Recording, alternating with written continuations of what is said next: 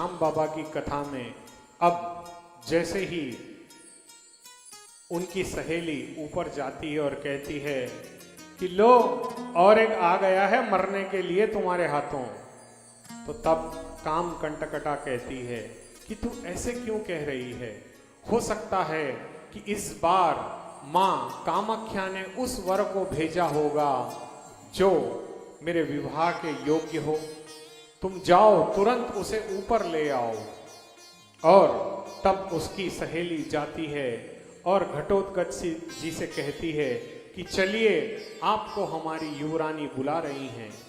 अब घटोत्कच जब पहली बार काम कंटकटा जी को देखा तो वो मंत्रमुग्ध हो गए, उनकी सुंदरता को देखकर आनंदित हो गए और मेरे गोविंद को भूल गए।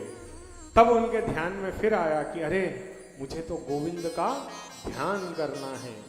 अब उन्होंने भगवान गोविंद को हाथ जोड़े कि हे केशव, मुझे वो दिव्य ज्ञान प्रदान करो जिससे मैं काम कंटकटा को अपने मोहित कर सकूं। और वो गए और उन्होंने काम कंटकटा से कहा कि मैं भीमपुत्र घटोत्कच हूं और तुमसे विवाह करना चाहता हूं। जैसे ही भीमपुत्र घटोत्कच कहा, उन्हें मां कामाख्या की बात याद आ गई कि तुम भीम के पुत्र घटोत्कच की धर्मपत्नी बनोगी। तो वो प्रसन्न हो गई, लेकिन स्त्रियों का मन तो भगवान भी नहीं पढ़ सकता, तो बेचारा घटोत्कच कहाँ से पढ़ता था। देखो सभी स्त्रियां मुस्कुराती हैं, पति क्या समझे कि यार ये मुस्कुरा रही है, पता नहीं मारेगी या छोड़ेगी। कई बार होता है ना ऐसे कि मुस्कुराहट से महिलाओं की समझ में नहीं आता कि पीछे का रहस्य जो है वो रहस्य होता है। और वो देखती हैं कि मूड अच्छा है तो जी आज शॉपिंग करना है, टिंकू के पापा अगर आप बोलो तो मैं तुम्हारे पैसे ले जाऊं, होता है ना ऐसे।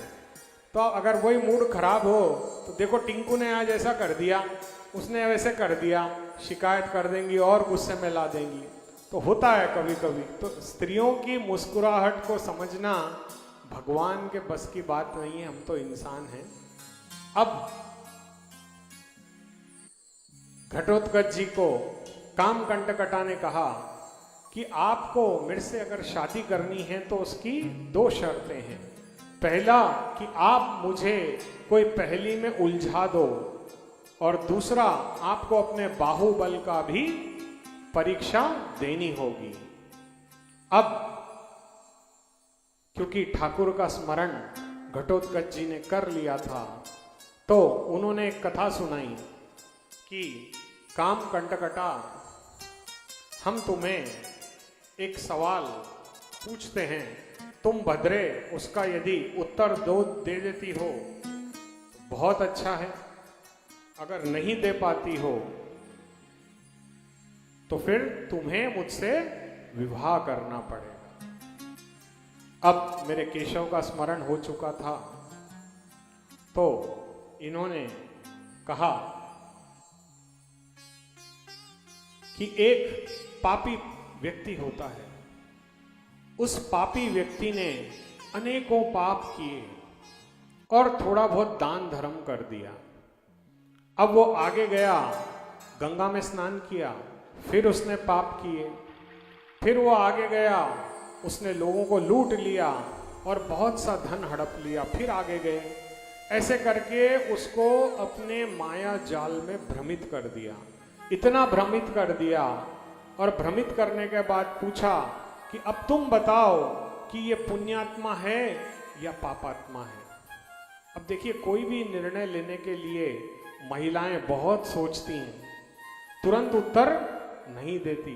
और वैसे ही काम कंटकटा भी निरुत्तर हो गई। और जैसे उसे इस बात का बोध हुआ कि मैं तो निरुत्तर हो गई, उसने तुरंत अपना खड़ग उठाना चाहा, और जैसे ही वो खड़ग की ओर भागी, घटोत्कच ने उसे बल से पकड़ लिया और नीचे गिरा दिया। नीचे गिरा करके उसके हाथ बांध दिए, पकड़ लिया उसका हाथ।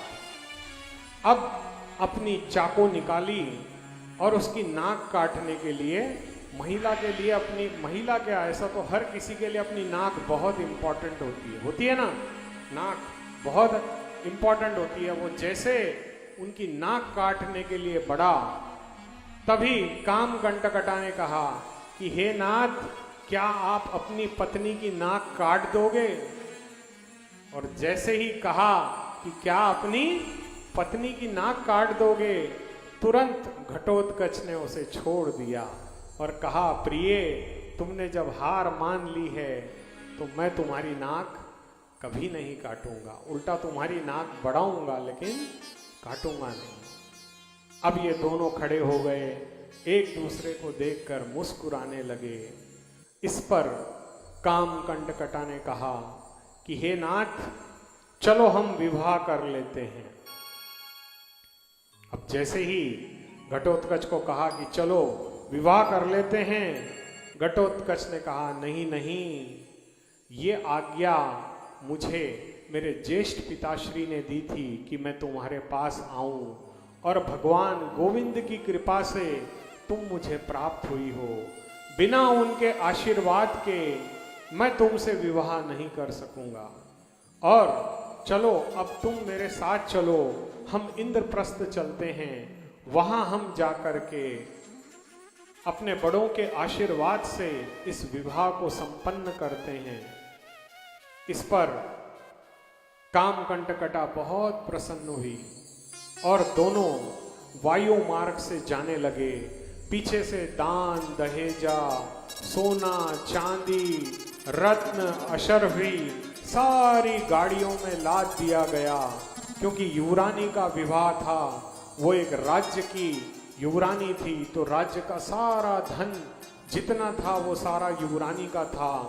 वो सारा धन लेकर के पीछे से सैनिक पहुंचे इंद्रप्रस्थ, और इंद्रप्रस्थ में खुशियों की लहर दौड़ पड़ी कि घटोत्कच ने कामकंटकटा को निशब्द कर दिया, यानी उसने उत्तर नहीं देने दिया, और वो अब उसकी धर्मपत्नी बनेगी। सभी ओर खुशी का आनंद और उत्साह जगमगाने लगा।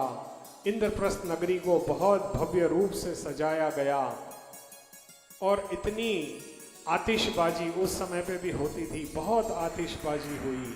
और ये दोनों जब वहाँ पहुँचते हैं तो क्या देखते हैं कि आज बहुत ही दिव्य रस बरस रहा है चारों ओर। जैसे हमने हमारे बलबीर जी ने मंदिर को सजा दिया है, आज ये पूरा रूप बदल दिया है, वैसे ही इंद्रप्रस्थ का सारा रूप बदल दिया गया। बहुत ही भव्य श्रृंगार किया गया वहाँ पे। अब ये देख के बहुत हर्षित होते हैं। पंडितों को बुलाया गया और शुभ मुहूर्त निकाला गया। अब सारे लोग, जैसे शादी की तैयारियां हमारे पास होती है, उसी तरह से शादी की तैयारियां होने लग गई। सभी के मन में हर्षोल्लास था। माता हिडम्बा जी को भी इस विवाह के लिए आमंत्रित किया गया। उसी समय उनकी तपस्या भी पूर्ण हो चुकी थी। माँ हिडम्बा उस विवाह उत्सव में सम्मिलित हुई।